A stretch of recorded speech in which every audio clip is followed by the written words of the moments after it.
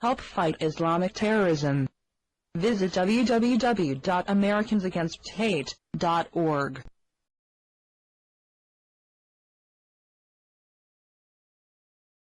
Joe Kaufman at the very end of a BREC meeting one night. At the meeting's end, Joe quickly grabbed the mic and was talking about a coming protest against CARE, the Council on American-Islamic Relations, and I heard him say, if anyone is interested, take a flyer. That was my cup of tea. I grabbed a flyer and attended the protest, where there were a host of speakers, including Lieutenant Colonel Allen West, along with a lovely array of raucous, rude CARE members, screaming at us during Colonel West's speech. Since then, I've attended each and every protester event that Joe hosts. He is a foremost expert on radicalized Islam and their world of terror. Please attend his next conference, and please welcome Joe Kaufman. Thank you, Danita. Thank you, Jack. Thank you, Tea Party. Thank you, Tea Party members. Happy Independence Weekend to you all. Friends, today our nation, in her 234th year in existence, finds herself in danger. Our country is in debt like never before. Our enemies are stronger, and our country's leadership has never been weaker. People don't like to hear it, but all of these things make us ripe for another attack here at home. Within our shores, a fifth column is growing. I'm not talking about the anti-war movement, which took effect when we invaded Iraq. No, I'm talking about a war movement built on those who view their own country, the United States, as the enemy. This movement is made up in large part of Muslim youth who are fed daily in their mosques and in their schools and in their homes diatribes against the West. They look at people like Osama bin Laden and the new bin Laden, Anwar al-Awlaki, as heroes. And they look at people like President George W. Bush, and yes, even President Barack Obama, as criminals and murderers.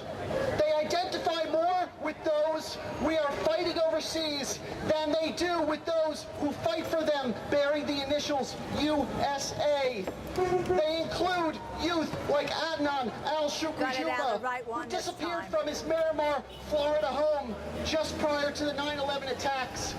We found out later it was he who was touted as being the next Muhammad Atta, charged with leading the next large-scale attack against America.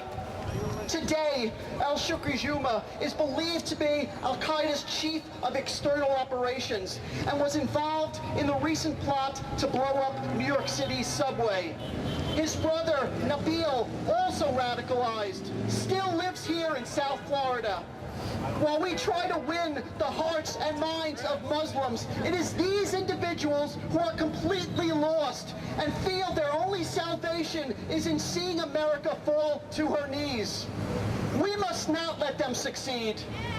We must fight against this extremism, even if it means we are to be branded intolerant or labeled with silly and bogus names like Islamophobes.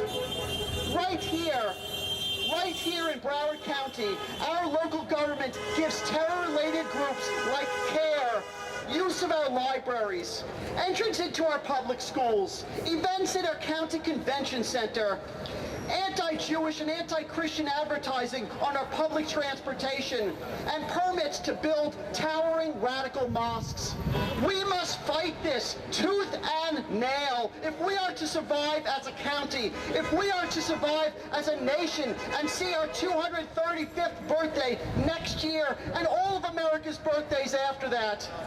We did not gain our independence for nothing, and we will not let it be taken from us now. No jihad in our backyard. Thank you again. Have a safe and wonderful July 4th. God bless the US of A. Thank you. Help fight Islamic terrorism. Visit www.americansagainst.hate.org.